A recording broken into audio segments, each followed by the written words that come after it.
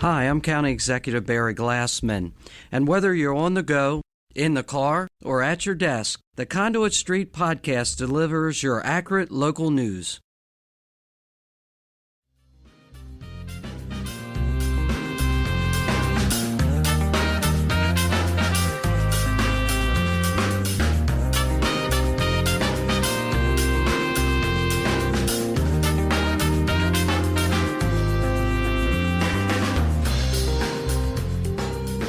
Hello and welcome to the Conduit Street Podcast. Kevin Kinnally here with Michael Sanderson. Michael, how are you today?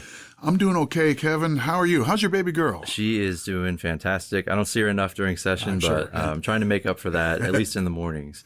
But anyway, this week we are going to talk about Kirwan, and we've tried to stay away for a couple weeks, but I don't think we can get away with it this week. We're going to talk about some of the big changes to the blueprint legislation since the last time we talked to you, and then also we'll give you a play-by-play on the back half of some of the things that you will not see in the blueprint bill. Yeah, there's a good tease there. So, Michael, we are still in high gear. It is March. Crossover is coming March 16th. Remind people, what is crossover and why it's significant? Yeah, this is one of those inside baseball terms that people like us, we think of the word crossover very, very forward in mind this time of year. But basically the rule is bills that are in the Senate should be out of the Senate and to the House by this date, the crossover date, which this year is March 16th. And the bills that are in the House, if they plan to pass them, get them out of the House and to the Senate by March 16th. And both chambers have a process where if you're after that crossover date, you'll still get consideration, but first you're going to be, sent to the Rules Committee, and then it's like procedural hurdles. Right. And that ends up becoming its own thing. Like bills will get stuck in Rules Committee without a doubt. There will be bills that pass out of the House and go to the Senate Rules Committee and never see the light of day for a true public hearing in the Senate because of timing issues. And basically, this is the Senate saying to the House, if this was important to you, you would have gotten it to us on time. And the time for that is crossover. Right. So it's March 4th as we sit here today on Wednesday. And obviously now we're going to see a lot of voting lists in committees because we're approaching that deadline, and there are a lot of bills still sitting in committee that you think they want to get out. So the next few weeks are going to be a lot of waiting outside committee rooms, seeing what's voted out, what's staying in, things like that. So busy next couple of weeks for sure. Yeah, and the committees frequently will publish, like, this is our voting list for tomorrow afternoon, and people like us grab a copy of it. Right. You leaf through 3 pages and like, okay, this isn't there, so that's not ready, but these 2 bills, let's make sure we get a couple phone calls in, remind them why we have these concerns. We want the amendment or whatever. Please pass the bill, whatever. So everybody's in this boat together, but that's what the next couple of weeks are like. Still hearing bills, but also voting sessions are, sharpen your pencils. Right. Okay. So let's talk about Kirwan, Michael, and the blueprint bill. So again, we're sitting here Wednesday, March 4th, and yesterday, the 2 House subcommittees, the Appropriations and Ways Means, the subcommittees in both of those committees that deal with education, approved the amended version of the blueprint after a brief discussion, Michael, and we think the bill will likely be scheduled for a vote in the full committees today, again, Wednesday. Maybe. So we're recording as the bill has made it out of 2 subcommittees. It's got to go to Ways and Means and Appropriations for their committees to vote the bill. That will require some degree of time and effort. And when we say the bill's been amended, it's not like, here are the 6 things we changed in the bill. It's more like, here are the 60 things that we've changed in the bill. So everybody will have a reprint, meaning here's the new bill with all the amendments embedded into it and incorporated, and things will be struck out and new language will be added, and there's underlined text and bold text and capital letters. It's this whole special variation on English, which is like the Annapolis Pidgin version of how do we write, legislative language. So if you took the time to read the 200-page bill, now you got to read it again. Right? Yeah. Right, you got to read it again. Yeah, you read the first version. Now a whole lot of it has changed, and so what this necessarily turns into is it's a big lift to try and follow every issue. And so, people are focusing. Lots of legislators I know are saying, the thing that I really care about is career and technical education. I want to make sure that piece gets taken care of. And I didn't like everything in the first version. And lo and behold, here's change. They've tweaked this, they've changed that. So there's a lot of that going on. Right. Like, I want to go back to page 89 and 90. That's my big thing. There's a lot of people who are sort of planting a flag that way, understandably. quickly, because to be an expert on all 200 pages of the bill is a really big ask. It's a big ask. And the last time we talked about this, Michael, when the bill was introduced, we said there would be major changes to the bill. Let's talk about some of those big changes that we sort of anticipated. But the first one is max effort. So maximum effort, Michael, what is this change and what does it do? Well, I guess first a caveat that I think as the county podcast, we're going to talk about the fiscal issues that affect county governments. There's a lot more in this bill that I don't think we have the expertise nor the time to get into in a lot of detail. But on the fiscal side, there's two big changes, both of them kind of expected in my view. This one is a pretty substantive change, and this traces back to when you do the numbers and you're telling each county you've got to come up with your share of all these formula programs. Right. We do that by a wealth equalized manner. I've had some sort of technical bones to pick with the way we calculate wealth for that particular purpose. And that's probably too complicated to get into here. Mm-hmm. But I think between the time of all the tables of numbers that we saw back in November or so, up to the time of the introduction of this bill, it started to become consensus that you've got to make an adjustment here. Otherwise, you end up asking a whole lot more of the poorest jurisdictions. Right, which is exactly, you're trying to address these inequities. But if you're asking the ones that have the biggest inequities to pay the most, you have a problem. Not to mention, it's going to be really hard to pass a bill with the way that things were in the first draft. Right, so that's both sort of a philosophical problem, but also a practical and political problem. And so, most of Annapolis was aware that Baltimore City and Prince George's County, with these towering figures, by the end of the phase-in, each of those jurisdictions being asked to come up with more than $300 million of annual local revenue. Right. And both of these are places that have maxed out their, all their resources. Both of them are at the max on the income tax rate. Both of them have gone, basically turned over the couch cushions for all the various other revenue sources that you can, your recordation and transfer taxes, all those sorts of things. Those counties are doing what they can. So it's tough to imagine how to get all that done. What I'm getting at is we all expected there was going to be something here. And part of this is measuring the wealth of a jurisdiction that has lots of students who we know are going to be more costly is a trickier endeavor than just counting heads. And we've talked about that on previous episodes, right? It's to an extent, but it does get pretty thick. Right.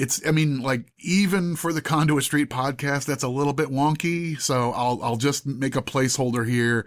There's a 30-minute conversation to be had about how you might technically calculate things differently. What Annapolis is prone to doing here is sort of caps and limits and things like that. And that's the mechanism being used. So basically, the idea here is we'll hinge some relief to counties based on their school funding effort. So that's a calculation we already make as to sort of how much are you contributing as a function of your tax base and get into the schools. We can turn that into a number. And if you're higher than the state average on that effort number, then that means you've got your shoulder into it. You're putting in the local effort to try and help your schools. You're going to be the ones deserving of a fairer break on the state versus county split. It's a complicated several new pages in the bill where it phases in the numbers in 3 different tiers of county and based on their effort. But the short version is if you're doing a lot locally, the state's going to give you a little bit of extra credit for that above and beyond effort. And that softens the blow on multiple jurisdictions that are making that effort. Okay, so that's maximum effort. Number 2, the second big fiscal change in this bill is a floor adjustment. Talk about the floor adjustment. And I think these are the 2 biggest changes in terms of fiscal effects on county governments. Right. And this one it affects fewer counties and it's fewer dollars. This one, in my mind, is closer to a technical correction than it is a big policy shift. I'm not sure that every legislator will see things that way. Right. So far, we're already starting to see that these 2 moves sort of conflated into one sheet of paper. The last thing we wrote on the Conduit Street blog showed a 1-pager that has both of these changes put together. The floor traces back to, there are a couple places where we calculate the state and local share of various programs, both the foundation and the sort of add-on programs. Now they're for students at Promise. Basically, they're sort of, I use this analogy all the time. My son goes bowling with friends, right. and they used bumpers to, or no bumpers? Well, as of last year, he was a bumper guy, and now he's graduated to no bumpers. Yep. But the formula is sort of like bowling with bumpers. We don't let the number go below this level or above that level. Right. We use floors and caps in a variety of ways. So we've put bumpers on the state share, and for the foundation program, the state share is 15%, no matter what the calculation might have yielded. Right. And for that Promise programs, the state share is 40%, independent of what the state share would have yielded. To try and take another big technical thing and shorten it, if you don't make the correction that they're proposing here, you end up double counting the effect of that cap. Right. You have the state spending that money and the county still spending that money, and you end up requiring money above and beyond what the formula says is required for that batch of kids. Overfunding, if you want to do that, that's fine. Just make the whole program, say it's a more expensive program, but you shouldn't have like a technical glitch require the county to fund stuff that the state is funding already doing, right? Yeah. When you remedy that, that ends up bringing down the county share in a couple of places where in the first draft of the bill, they had basically been double counting some money. Right. Okay. And then, there's, like you said earlier, I think a lot of other stuff that's really hard to track, a lot of things that really are, curriculum related that really aren't county issues per se, county governments, but, some of the tweaks with the teacher ladder, some of the accountability issues, some of the career and technical education stuff. As you said, there are a lot of amendments here, but I think the stuff we want to focus on is fiscal related. Yeah. And I mean, I know you were in the room for a lot of the discussions over the last couple of years of the Kirwan Commission as they talked about the teacher career ladder, the idea of the teaching profession looking and feeling different in Maryland than we've thought of it before, and then most states think of it, and the idea of continuing to pursue certification and advanced training and things like that, becoming a master teacher after a number of years, that there should be remuneration that follows that. So you get a salary bump when you do this thing, you get another salary bump when you do that thing, and rather than having all that stuff just be, let's hope the local negotiations recognize that, you're going to put it in state law and say, here's the flag, go get it, teachers. Get in here, and here's your path towards making this a career you can stay in and, like thrive in. Carrot and stick, putting it in the law like that. Right. Okay, so we talked about the first two big changes, the fiscal changes. Michael, what does that mean in terms of the local share overall? You said that, there would be a couple of counties particularly who get some relief. And we talked earlier, Baltimore City and Prince George's County, everybody kind of knew, the way that the bill was originally drafted could not stand. But we also have other counties here that will get relief. What does this mean for the local share, over the next 10 years? So I think we could link in the show notes when we post this on the blog to another article on the blog from earlier this week. Legislative Services, the legislative staff have already released a one-pager that sort of shows year by year, county by county, how much relief this grants. The numbers are all over the place. There's a fair number of counties that are in neither category. Right. I mean, one of these is mostly affecting the relatively low wealth, the poor counties. Another one is affecting relatively high wealth, the wealthier or richer counties. And there's a middle band who's affected either not at all or relatively trivially. There's some other places where the numbers are meaningful. In some cases on the effort adjustment, that results in the state share coming up. So we'll see a new fiscal note. I think the bottom line from Legislative Services is close to $500 million in difference by the end of the phase-in. Right. So it takes you 8 or 9 years to get from here to there. But by the end, everybody's familiar with this, sort of the state number being $2.7 billion and the county number being 1.2, with our asterisk that we think that's compared to a trend line. Right. If you're comparing it to current law, it's probably more like $1.9 billion. Regardless, that county number is going to come down for several jurisdictions, and in the aggregate by 400 or 500. The state number probably will go up by about 400 would be my back of the napkin. Some relief here. And I think one thing I want to mention, I know a lot of people were worried. They look at the, all the charts and they think, well, right now it says I don't have to do anything more than the current trend. But when the state makes this adjustment, as we know they will, to take care of some of these jurisdictions that need the relief, I want to make sure that it doesn't come out of my pocket and I'm not being asked to do more. And it looks to me like this change is all state money being kicked in to help these counties. And it's not readjusting what different counties have to do in terms of local share. Right. So, there are going to be multiple tiers of that conversation. Is the ask on the county government and the county government's revenue sources, as opposed to the taxpayers of each jurisdiction. Right. So those are two separate conversations. And I think legislators and county officials can be thinking about both of those things at the same time. This is complicated. Talking about the incidence of fiscal policy, like who's paying for it and who receives the benefits and so forth. So this has lots of tiers. I would say if MAKO's position on this whole program was, if you want to promote equity, the state is the right entity to do that. When you continue to say the money needs to come locally, or half of it or more than half of it needs to show up locally, we've said like that, you're frustrating every effort toward equity. So what happens here? They end up saying, in the interests of equity, we're going to move some stuff off the local share onto the state share. They're moving in the direction that we said policy-wise actually makes more sense. Right. Absolutely. I agree with you there. Speaking of how to pay for this, we've seen numerous proposals now, Michael, this year for how to pay for Kirwan, how to pay for the blueprint.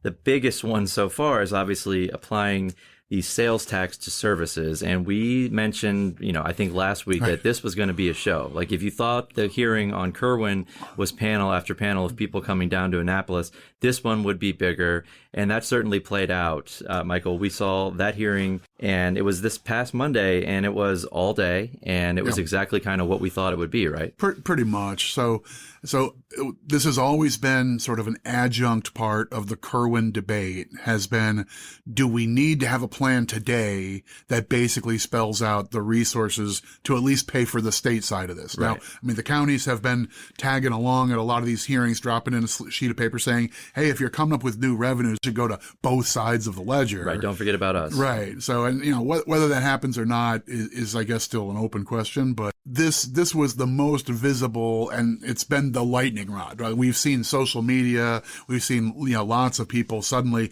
they can grasp onto the idea that, a new tax on whatever, the babysitter or the hair cleaner or landscaping, have my tax prepare. I got to pay taxes on my taxes or whatever. All these different things. So it's been easy to grab onto. And lo and behold, there are several agents who are stakeholders who come to the hearing and support, because these are the revenues we need for the Kirwan bill. And I love the Kirwan bill. Let me tell you about education. Right. And there's a little bit of back and forth with sponsors of actually two separate bills, but the House Majority Leader sort of holding court and saying, I'm open to a conversation about whether we've perfected the tax policy here. But his argument is basically, it's dumb to have side-by-side things that seem pretty comparable. One's taxed and one's not. I think he kept using the idea of, if you buy insect repellent or bug killer, that sort of thing, you pay sales tax on it because you bought a thing. But if you hire someone to come to your house to spray for bugs, you can't pay sales tax on that because that's a service. And for some reason, we don't tax services. I think that's the logic that gets you to a bill like this. And I think a lot of people agree that, taxing services would be the way to go. But as you said, the number of services that would be taxed here, everybody's going to come to town and say, not me, don't do it for me. There was a panel, take me out. Panel after panel after panel, all saying, I got nothing against Kirwan and the school thing. I don't know. That sounds fine to me. I'd love to have good schools. My kids are in school, blah, blah, blah. But here's my business, and here's what it would mean to our business, and we'll just relocate. I'm going to Pennsylvania, I'm going to Virginia, or whatever. We hear tax policy and its effect on business all the time. That's a tough nut to crack in this area of public policy. Right. We saw it on the Grand Parade. It was a long afternoon of industry after industry. Here's the Maryland Association of something you never thought had an association. Well, they're here. They got their president, their vice president. They got their lobbyists. They're all in town telling you this would be the end of the thing we do. Right. And so, here's why you shouldn't include us in this, right? Just exempt us, add us to the list of exemptions. Everybody wants to be taken out. Right. And you know, the bill sponsor has said he's willing to have this conversation and he's willing to consider, you know, maybe exempting certain industries from this. But we talked about whack-a-mole last week, Michael. I think this is the ultimate maybe whack-a-mole another case scenario, of that. Yeah. right? So, I mean, it is interesting, though. I mean, the bill gets tagged by the nonpartisan fiscal analysts as having a little bit bigger than we thought, but you know, close to $3 billion per year of fiscal effect if you actually extended the tax to everything. I mean, the premise of this bill is everything is subject to sales tax unless it's on this list of things that are exempted. Right. So the idea of, okay, maybe you have slack there. Maybe you don't need $3 billion of state revenue to do this. Maybe you only need half that. So you could say, okay, fine, accountants, you made your case, you're out. You know, legal services, you made your case, you're out. Mm-hmm. And then we'll do this thing for citizens under a certain level or whatever, they're out. And then you still end up with $1.5 billion. I don't know. Right. So where does this go from here? We're thinking about crossover. Is it possible that the House wants to do something on revenues along with the Kirwan bill, which we're already seeing it move? It makes that a subcommittee yesterday. It might be voted in the next day or two. Is the Ways and Means Committee thinking of a companion bill to go with it? And is the sales tax bill either the bill or the vehicle for something? Right. And we have to point out, too, the Senate does not have a cross file. So the Senate does not have this bill. The Senate has been pretty quiet about their thoughts on this bill. There has not been a loud cheering section across Road Boulevard Put it that on way. This one. So, right. So we'll see. Yeah. So we'll see. If you're forecasting that one, that's sort of like your magic 8-ball comes back and says, like, ask again later, or forecast is cloudy. Right? Yeah. Okay. All right. That's a great way to leave the first half. We're going to go ahead and take a break. When we come back, we're going to talk about a play-by-play of sort of what's not in the Kirwan bill, how that's all played out, how we got to here, all that and more after the break.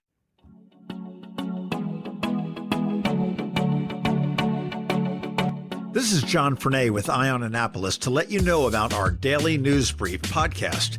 If you want to keep up on Annapolis area local news, local weather, and local events, check us out.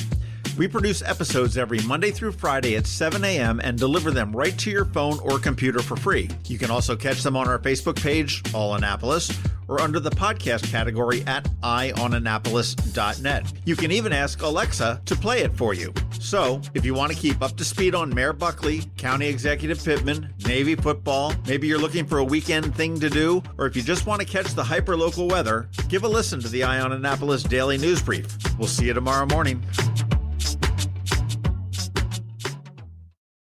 Welcome back to the Conduit Street Podcast. Kevin Kinnally back here with Michael Sanderson. So, Michael, on the front half of this podcast, we talked about what is in the Blueprint bill, some of the changes that were made. I want to talk about what is not in the Blueprint bill and sort of go through a play-by-play of how what is not in the bill came to be, how we got from a couple of years ago and maybe last fall, and now as we're here in March, some of these things are not in the bill that we certainly expected would be in the bill. Right. So, like, this is a moment where the podcast audio-based medium leaves us wanting a little bit. Because if this were like a Facebook Live or a television thing or what, heaven forbid we actually recorded this with people watching us, that would not be a good thing, I don't think.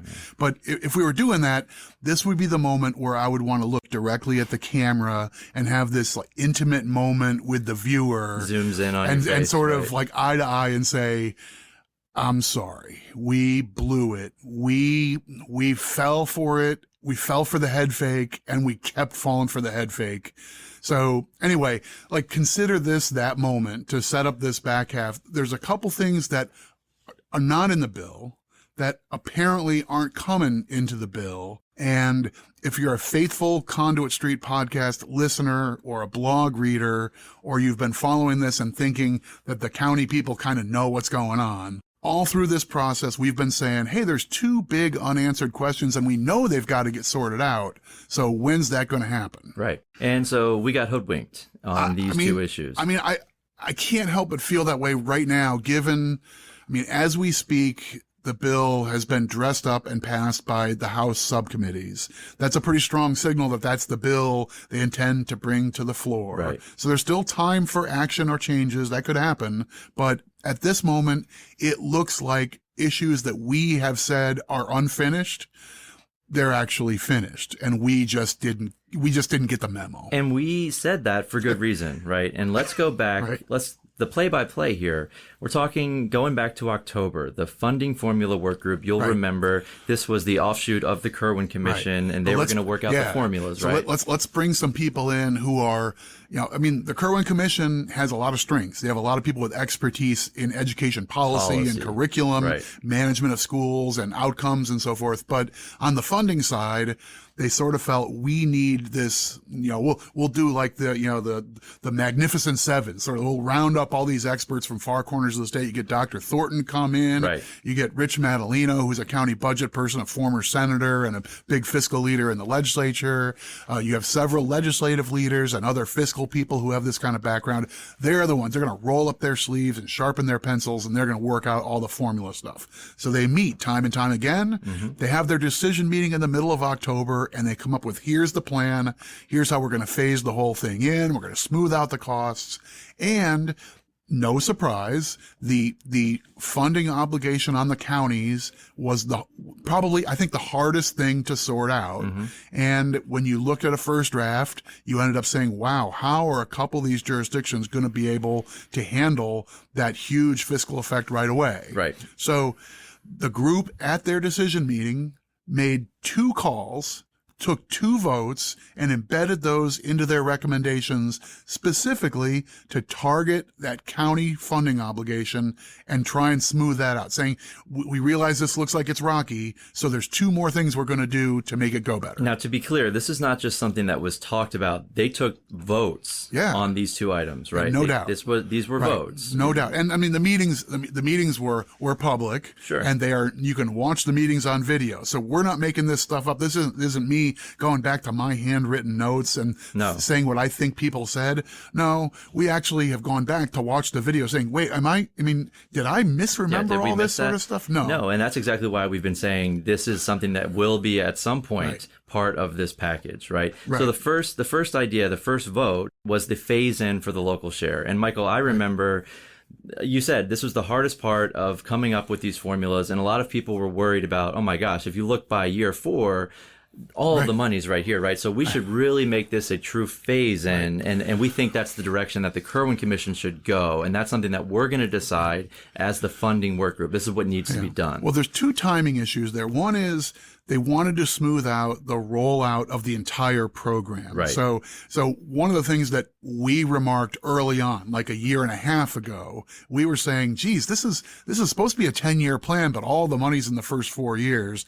That doesn't seem like it can stand. By last April, we were saying the General Assembly has more or less given this funding work group a direction. We want a genuine 10-year phase in. Right. But on top of that, they specifically said now, even with the state numbers being rolled out over multiple years, when you tell the counties you have to do your share of all these formulas, you end up with the early years being like an huge, enormous number. Right. So we're back to Baltimore City and Prince George's County and some of the other low wealth jurisdictions being asked, go do the equivalent of 22 cents on your property tax by fiscal 22, 23. And some of the numbers were staggering, and basically, rather than let's redo the whole thing for fear of this being politically not viable, the work group did what I think was pretty reasonable. They said, we're going to have to do a phase in to get from here to there. We think the end goal might be the right end goal, but we need some means to get there. So let's have the county piece start from some base and get to the full amount over some stretch of time. They even had a little back and forth. Should we do it 5 years or 6 years? And then they concluded, we'll leave that specific judgment, for later, but we think the county share should be phased in. But they accepted and approved a motion that there should be a phase-in of the local share. Without a doubt. And that was a consensus of the people in the room, including the county representative, Correct. that made this make more sense. Okay. So they didn't determine a duration. So the two of us have basically been sitting saying, well, we know there's going to be a county phase-in. Right? That's coming. And it's going to be, maybe it's 5 years, maybe it's 8 years. We're going to probably ask for it to be 10 years or who knows what. But we'll see that. Mm-hmm. So, okay, that's item number one that they decided in October. It's in the vote. They decided we're going to recommend that the county share be phased in. That's going to make this more workable. Right. Okay. The second item from that meeting, and let's sort of set this up here and remind people what we're talking about. So my big thing always that I mention is that, in fiscal 20, counties have collectively added $238 million, Michael, on top of the required maintenance of effort, on top of what they have to do for education. That, of course, does not include additional dollars that go to school buildings and infrastructure, but also, Michael, it doesn't include millions of dollars every year that counties make on top of that maintenance of effort calculation with commitments through their health departments and school nurses, law enforcement agencies for like school resource officers, after school activities, other programs that aren't necessarily inside the school budget, but this money is still going toward education. So I'm setting this up for you,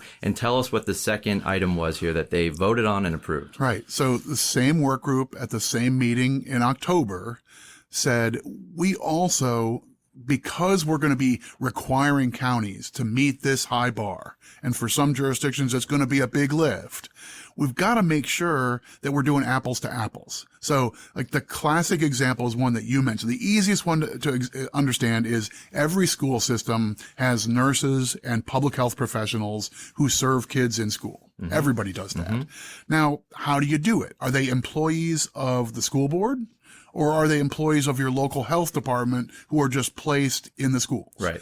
Does anyone care? Like, not really, right? Same level of care, right? Right, exactly. They're doing the same job. Mm-hmm. It's just they get a different paycheck from one way or another. So one county has decided we want to do this through the health department, and there are reasons for that, and that works for us locally. Sure. Somebody else says we're going to do it through the Board of Education, and that works for us. Up until now, it really didn't matter. What the state tells you to do is maintenance of effort, keep funding basically what you have been. So if the nurses are in, don't slash the nurse program in half, right? If they're out, that's not even part of the school conversation. That's its own political thing. But like, no one's slashing the school nurse program in half. That's not happening. Right. Anyway, so what the funding work group was saying was apples and apples. If your nurses are being funded through the health department and they're providing services in the schools, that's part of what the schools are getting from the county. That's part of the county contribution to education. Local contribution. Right? So when we measure the county effort, we ought to include that, whether it's inside or outside the school budget. That's the easiest way you can put it, and it makes total sense. It's very logical. And the reason it's important is because the state is now going to have a much more aggressive ask of that local share. We want the counties to step up and fund your share of all these different programs. For some places, that's going to be higher than what you do now.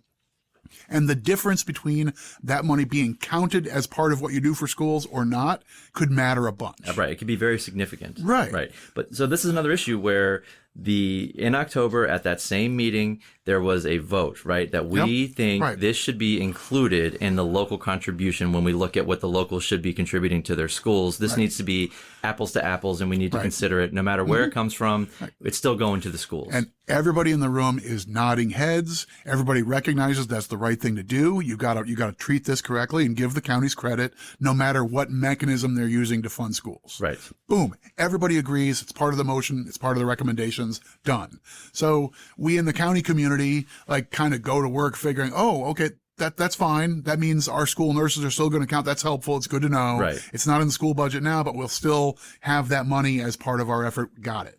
And you and I are saying, well, we're going to have to see the details. Like maybe in November when the full commission convenes, maybe they'll get back to these two items and flesh them out. Maybe they'll specify the years of the phase-in and the list of things that can be included, even if they're not in the school budget. Right, and we expected to see a list, right? We're wondering, I wonder if this counts or does that count, right? But step by step. Right. So this is in October, and we're handed, the motion is, here's the formulas, and here are 2 things to make the county piece work better. That we think will be addressed by the full Details commission. TBA. Right. Okay, so you and I leave October saying, oh, well, they're going to get the band back together. The full Kirwan Commission is going to meet in November, 2-3 meetings, wrap up this whole thing.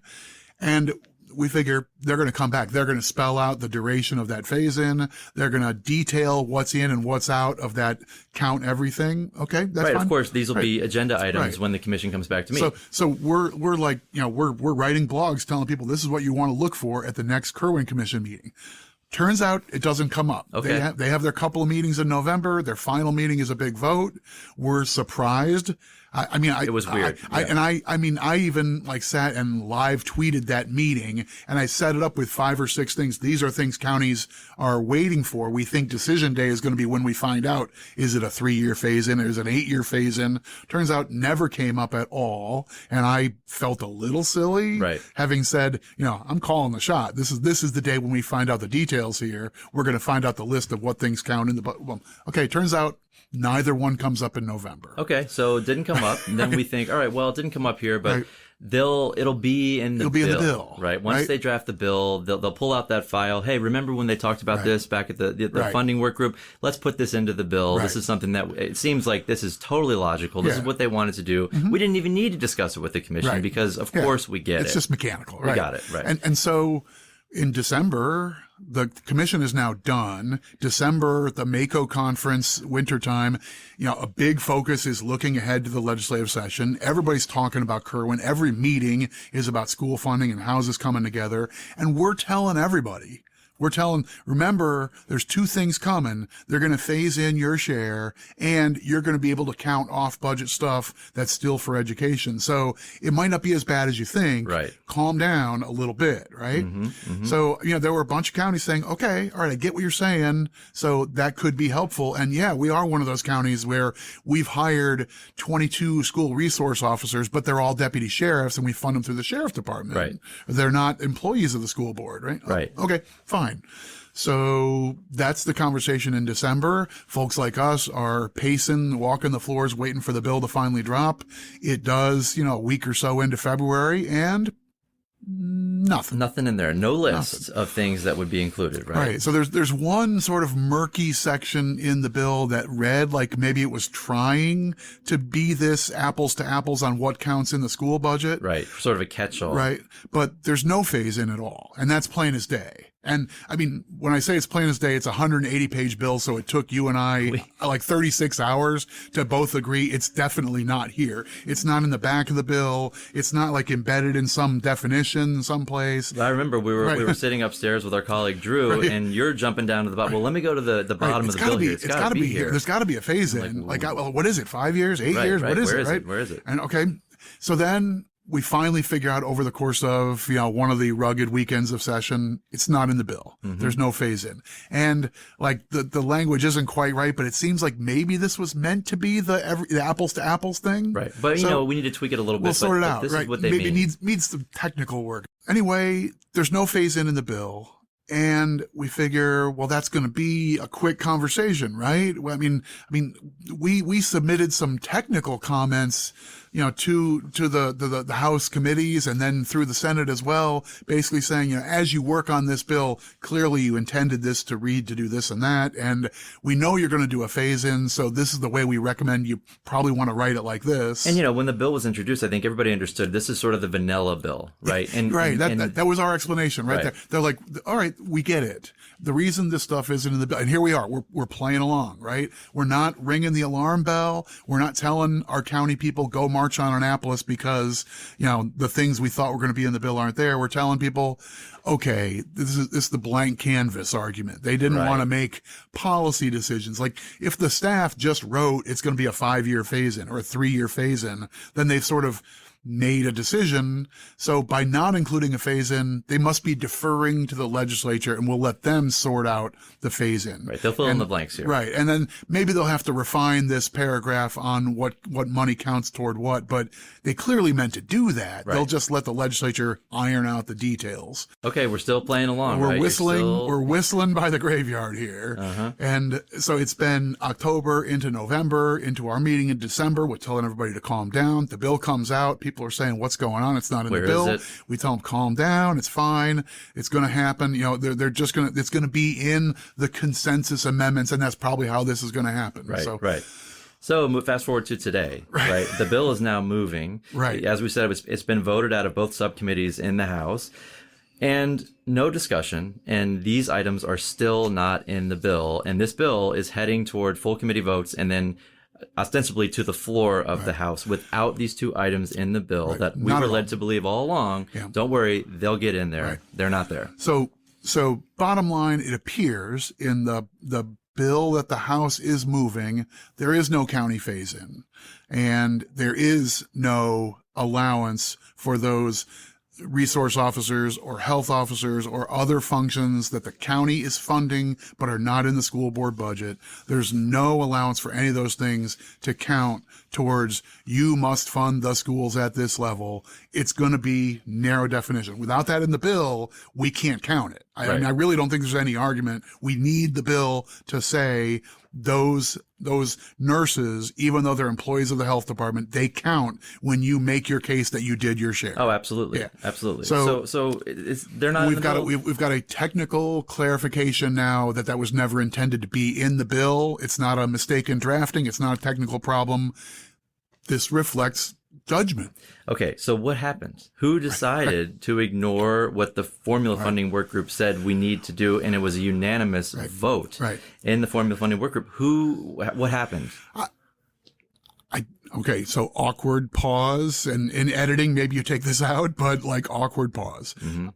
I guess what you have to say is, to be fair, the adjustments that what we talked about in the front half of the podcast are going to have the effect of blunting the early effect for most of the counties that are going to get snowed under quickly. Okay. So the phase-in. So to the extent that the phase-in was sort of the first idea of how do you keep this from being an overwhelming effect on a county budget, maybe these other things have sort of replaced that idea and obviated the need for a phase-in. I think you can make a credible case. I still feel like process would demand that somebody would sit in front of the committees and say, by the way, like the commission recommendation was to do a phase-in, but at this point, the consensus leadership amendments that are before you say no phase-in. Instead, we're going to do these things, and that's what your vote today is going to recommend. Right. Don't do a recommendation that the group had. Instead, do this thing that accomplishes maybe a similar goal. But that didn't happen, though. There wasn't ever that conversation about, hey, by the way, this is what they said you should do, but we have these amendments. And even if everybody would have nodded their head and said, okay, sounds good, and you could make that argument, that just didn't happen. So phase-in is gone, and I guess arguably is replaced by the effort adjustment and maybe the more technical adjustment to the floors. Okay, those things now will change the bottom line numbers for counties. Mm-hmm. And if the policy rationale was let's calm this down for the counties, that'll do that to some degree. The other piece, I've got no parallel argument for it. It's just gone. Right. So the list of services that counties provide to their schools that aren't in the school budget, that is gone. So the Kirwan Commission and the work group that fed into it clearly voted and said that stuff should count. That's what we mean when we say the counties must fund at this level. We mean both the appropriation to the school and these other in-kind services that end up benefiting the school, even if it's not in the school budget. It's not in the bill. Nobody ever voted to say this is a bad idea. Let's ignore it. Let's take it out. It was in the recommendations. It's not in the bill. And I can't feel any other way than we fell for it. We got played. I mean, but look, it's true. I mean, it's never been raised, never presented, never considered. by members of the General Assembly. I mean, and it's hard, right? You remember, this is a 180, 200-page bill. Right. This stuff gets lost in the shuffle. But I think the point is, all along we've been saying, it's coming, it's coming, it's coming. Right. We know this stuff's going to be part of this. It'll be here, or then, okay, well, it'll be in December. Right. It'll be January. It'll be in February. Now we're in March and it's not there. And I can't help but feel like we were just led down this road and we got played. So we've been telling our counties for now it's months. I mean, for a while it was weeks. Now we've been telling our counties for months that there's going to be a softening here that's tough to categorize. It's tough to quantify. Right. Like, we don't know how many SROs this county has, or how many school nurses that have, or who's doing other safety things or other things that are on behalf of their schools. Right. So, I mean, some places have park programs that end up having an in-education component and stuff. There's a long list of stuff like this. And we kept saying, the list is coming. Don't worry. It's going to be in the bill, and it's going to give you some relief, and it's going to recognize the good efforts you're making in an unconventional way. So that counts too. That's part of your solution. Guess not. And now we have to go back to all of our members. Speaking just selfishly, like, you and I have had this conversation with county commissioners and council members, county finance officers, and budgeteers. And we've been telling them that's one thing that is going to give you some help. Now it looks like, no, I don't know. You can't say it was never in play. At some point, the plug just got pulled, and I don't know how that happened. Right. And again, we were saying that for good reason. These were items that were voted on. They were unanimous in the formula funding work group. And so I think we had good reason to think that. But you're right. The plug was pulled. I don't know when it happened. But we do have to now go back and say, that stuff that you should be getting credit for, that makes all the sense in the world, it is not in the bill. And unless it is in the bill, we don't see a path that would allow you to get credit for these services that you're providing to schools. And so, I mean, in a weird coincidence, we literally have a bill hearing this afternoon in Ways and Means. One of the committees that's going to be voting on the Kirwan bill, they have a bill before them that, couldn't be more dead center on this issue. It's a bill that basically says we think health functions for students in public schools really should be performed by the Department of Health and the local health department. So they're all but saying, take this program out of education, put it into health, but station it there.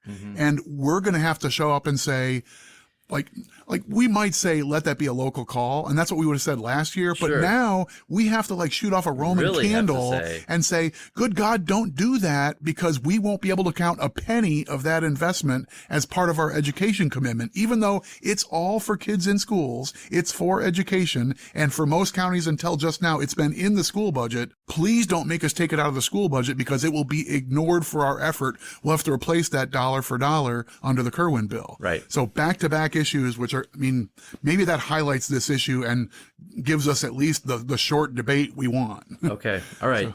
So yeah, we'll see, I think, a number of bills where this issue will come up. But today, obviously, the timing couldn't be better, at least to highlight this for a committee that is going to be voting this in the near future. Right. But we'll leave it there, I think, Michael, for today. And obviously, we'll keep everybody updated with what is happening. But it's fair to say that this bill is on the fast track in the House, and then it will hop over to the Senate, and they'll consider it after that. Yeah, most big things work this way. So there's sort of an informal arrangement. Okay, House is going to move the Kirwan bill, and then the Senate is going to pick it up, probably embed it into a package of things that end up being sort of philosophically connected. None of that will be a surprise to us, I think. All right, so we'll leave it there. If you enjoy the podcast, go ahead and subscribe. That way these episodes will be sent directly to you. Of course, follow along on social media, Twitter, Facebook, and of course the Conduit Street blog. But until next week, for Michael Sanderson, Kevin Kinnally signing off, and we will talk to you soon.